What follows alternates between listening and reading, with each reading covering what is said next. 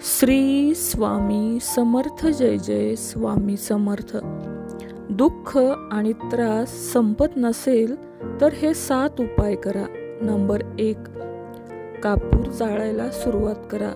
रोज सकाळी आणि संध्याकाळी घरामध्ये तिन्ही सांजेला देवाची आरती करताना कापूरची वडी जाळायला पाहिजे आणि घरातल्या सगळ्यांनी ती आरती घेतली पाहिजे आणि रात्री झोपण्यापूर्वी कापूर जाळावा.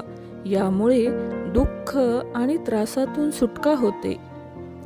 नंबर 2, हनुमान चालीसा वाचायला सुरुवात करा.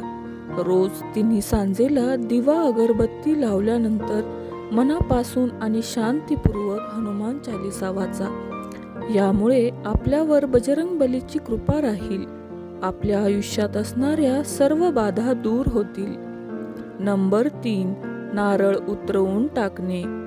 घरातल्या एखाद्या व्यक्तीवर संकट आले असतील तर पाणीदार नारळ घेऊन त्या व्यक्तीवरून 11 वेळा उतरवून घ्या आणि एखाद्या देवस्थानाच्या पवित्र अग्निकुंडातील अग्नीत तो नारळ जाळून टाका. हा उपाय 5 शनिवार करा. हा उपाय केल्याने व्यक्तीवर आलेले संकट दूर होईल. नंबर 4, गाय, कुत्रा, मुंग्या आणि पक्ष्यांना अन्न खाऊ घाला. झाड, गाय, कुत्रा, पक्षी आणि उपाशी व्यक्तींना अन्न आणि पाणी दिले तर तृप्त झालेल्या मनाचा आशीर्वाद आपल्याला मिळतो. या अन्नदानाला वेदाच्या पंचायनातील एक विश्ववेद यज्ञ कर्म म्हटले जाते.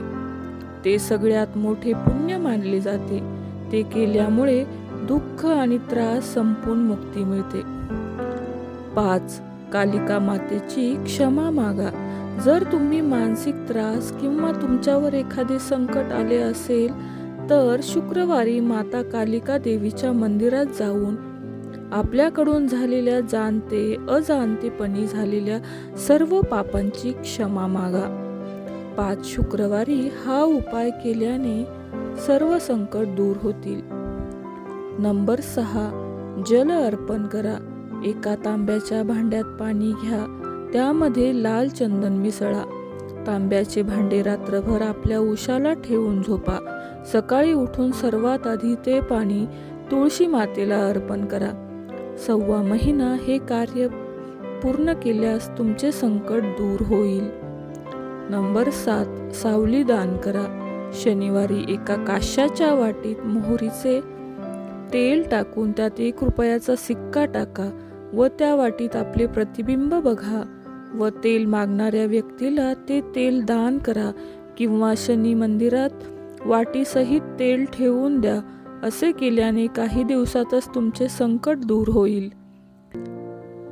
माहिती आवडल्यास व्हिडिओला लाईक करा, जास्तीत जास्त शेअर करा आणि सदाफुली चॅनलला नक्की सबस्क्राईब करा. धन्यवाद.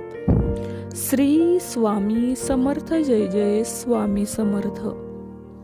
धन्यवाद.